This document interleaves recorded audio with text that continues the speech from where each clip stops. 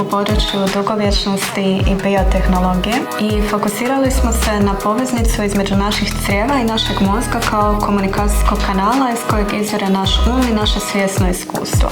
Honeybiome se temelji na personaliziranom iskustvu. Kako bismo postigli personalizaciju, naši klijenti nakon što odaberu plan na našoj web stranici pozvani su da downloadaju naš app i svaki dan zapravo rade dnevni sken, pomoću kojih mi prikupljamo podatke koji su potrebni kako bi Ani personalizirala njihov mjesečni paket H-Biotica.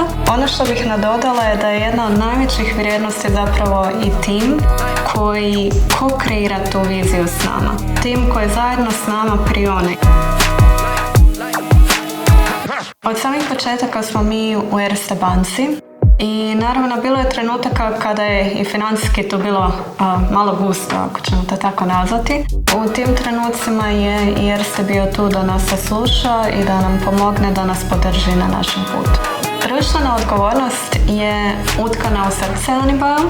Jedino ako smo zdraviji i prisutniji, onda možemo posljedično biti odgovorni i za ljude oko sebe i za planet.